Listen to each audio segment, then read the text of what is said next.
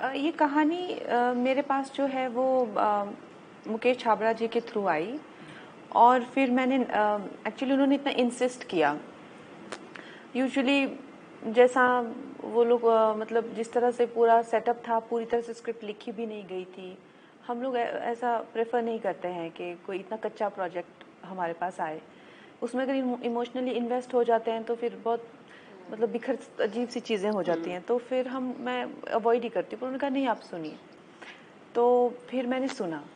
तो वही जो आई थिंक वही भाव जो कल भी हमने इस फिल्म की स्क्रीनिंग उड़ीसा में की, तो दे वर शॉक्ड कि ऐसा हुआ और पता किसी को नहीं है। तो वो भी मेरा भी सेम ही रिएक्शन था कि कितना दर्दनाक ये पूरा किस्सा रहा है कि उनको कोई इतना बहादुरी से, इतने साहस से उन्होंने ये सारी चीज़ें की, कई 100 जानें बचाई। लेकिन एक्नॉलेजमेंट तो छोड़ो, ऊपर से हर तरह के उनको जो है फिर भी प्रताड़नाएं सहनी पड़ी। जैसे कि हमने फिल्म में भी दिखाया है, जब गवाही का टाइम आता है तो पुलिस के लेटर से लेकर हर तरीके से लेकर, और लोग जानेंगे, हैरान रहेंगे कि they were the key witness in identifying Kasab. तो ये सब सोच के सुन के फिर भी उन लोगों ने देश के साथ खड़े रहे, इतना साहस दिखाया।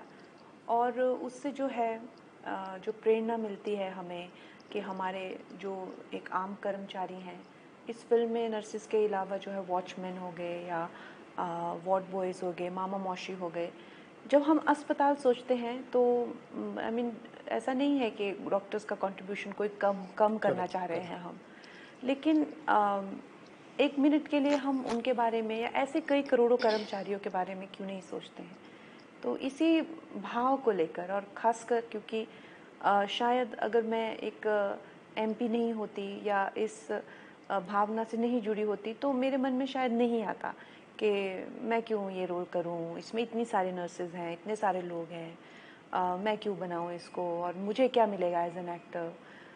इस तरह के भी कई विचार आपको आते हैं कि मेरी क्या इमेज होगी, मैं तो झांसी की रानी हूँ, मैं तो धाकड़ करती हूँ, मैं तो सुपर हीरो हूँ, मैं क्यों एक ऐसा इंसान बनूं जो कि अपनी लिमिटेशन से उठकर जो है ऊपर आके वास्तविक तरीके से जो है एक वास्तविक, बहुत ही वास्तविक कैरेक्टर, बच्चे की माँ हूँ।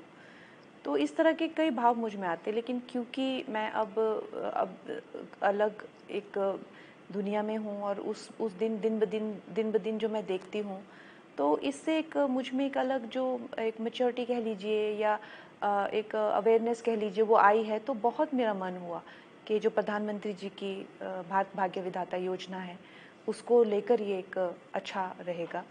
और जॉन सर ने जो है ये नाम भी हमें दिया, नहीं तो पहले इसका नाम था कामा की नर्सिस, तो ये नाम हमें सर ने दिया, जॉन सर ने। तो इस तरह से आज हम लोग आप लोग के सामने जो हम दिन ब दिन देखते हैं, जैसे मैं हमेशा कहती हूँ कि अगर आपको कुछ हुआ हो तो आपकी फैमिली आपको अबैंडन कर देगी, लेकिन वो जो चाहे कोविड के टाइम भी हमने देखा हो, वो कोट पहन के निकल गए थे, चाहे डॉक्टर्स हों, चाहे वो पीछे नहीं हटते हैं।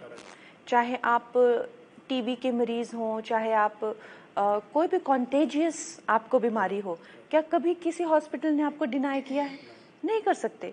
क्या कभी किसी डॉक्टर ने आपको ट्रीट करने से मना किया है?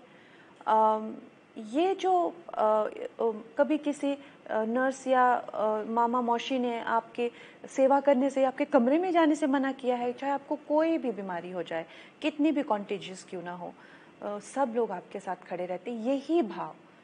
यही भाव मुझे सबसे ज़्यादा हैरान हुई मैं इस चीज़ को करके कि हम ये चीज़ को जो है कभी तवज्जो इतना देते नहीं हैं।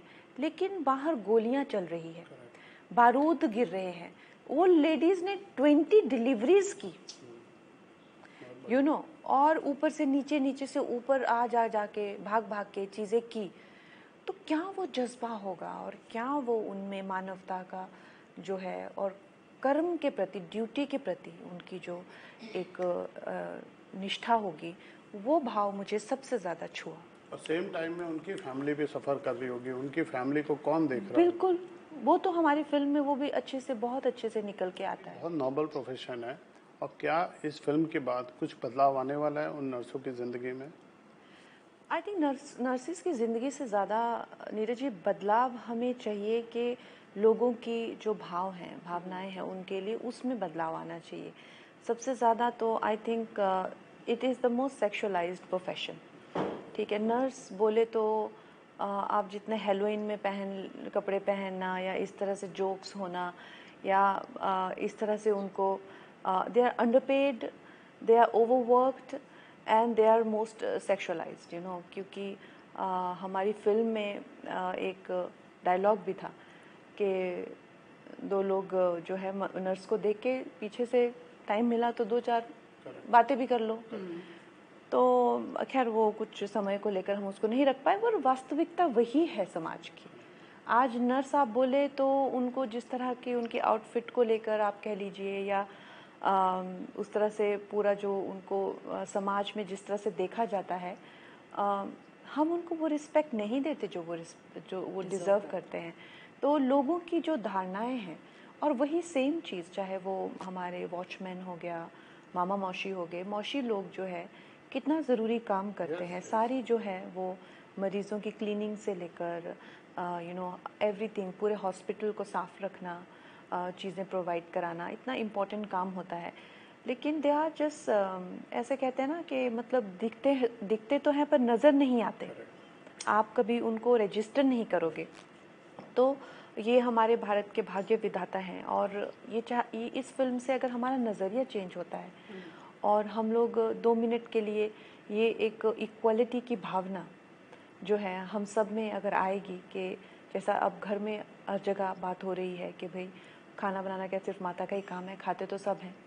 तो उस तरह से अगर हमारे लिए कोई कुछ कर रहे हैं तो सैलरी और पगार से बढ़ के जज्बा जो है तो वो एक दूसरे के लिए, वो सब में एक दूसरे के लिए होना चाहिए। कि ये ही नहीं है कि वो उन्हीं का ही काम है, हमारे लिए भी हम अपने तरीके से उनके लिए क्या कर सकते हैं। हमारा उनके लिए चाहे उनको रिस्पेक्ट देना, चाहे हमारा उनके लिए क्या भाव है, हम क्या अपने काम करते हैं, उसमें हम उनके लिए किस तरह की आत्मीयता रखते हैं, वो एक बहुत ज़रूरी है। It should not be just one way traffic. बदलाव होना चाहिए उनको एक और अच्छा कुछ। मुझे तो आप वाकई में अगर पूछें तो मुझे लगता है कि जो ब्रिटिश के टाइम का नर्सेज का जो ड्रेस कोड था वो आज भी चलता आ रहा है। जो हमारी नर्सेज हो गई, जैसे डॉक्टर्स हैं, वो अपनी मर्ज़ी से पहन सकते हैं जो उनको पहनना है, उनको एक कोट मिलता है। लेकिन जो हमारी नर्सेज हैं उनको वो टिपिकल जो सर्दी वगैरह गर्मी तो सब, सर्दी भी गर्मी भी, और एक तरह से उसमें एक जिसे कहूँगी कि एक फॉरेन लुक वो जो है वो बहुत ज़्यादा है। मुझे एक्सपीरियंस है, मेरा बहुत ही पर्सनल ओपिनियन है। लेकिन हमने इस फिल्म में जो है वो यूनिफॉर्म को लेके बहुत इंटेग्रिटी और डिग्निटी से काम किया है। उसका शेप और साइज मैटर नहीं करता है, आपकी यूनिफॉर्म जो है आपका वो कर्तव्य है। लेकिन हैविंग सेड दैट, मुझे पर्सनली ऐसा लगा कि बहुत ब्रिट है, बहुत ब्रिटिश लुक है, हद से ज़्यादा। जो ऊपर जो एक पिन लगा के कैप लगाना, वो बेल्ट लगाना, वो यूएस नेवी का भी थोड़ा इन्फ्लुएंस है। जो वॉर्स में, वो वर्ल्ड वॉर 1-2 में जिस तरह से वो शायद एक बन के आया है वो, लेकिन वो अब उस तरह के स्टक हो गया है। तो हो सकता है, आपने सही कहा कि आगे चलकर अगर उसमें भारतीयता से जोड़ा जाए उसको, और हमारा नर्सिस का एक अपना कुछ उसमें रिफॉर्म्स लाए जाएं जो उनको अच्छे लगें, तो ये अच्छी बात रहेगी। कोई भी इम्पोर्टेंट नहीं होता है। आप देख लीजिए, आज हम हैं, हमसे भी बड़े बड़े लोग फिल्में बना के निकल गए हैं, चाहे वो प्यासा हो, चाहे कागज़ के फूल हो, चाहे वो मेरा नाम जोकर हो, कुछ भी है। लेकिन हमसे भी आज क्या हम बैठ के उनकी इम्पोर्टेंस को याद करते हैं क्या?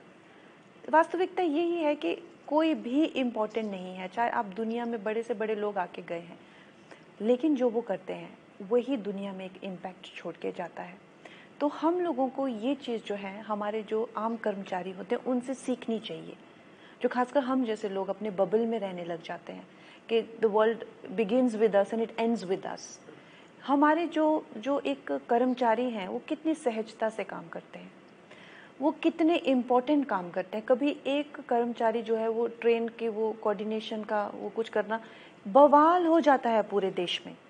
बवाल हो जाता है, एक ट्रेन पे दूसरी ट्रेन चढ़ जाती है, लोग घबरा जाते हैं, रातों को सो नहीं पाते हैं, ट्रॉमाज हो जाते हैं, फोबियाज हो जाते हैं।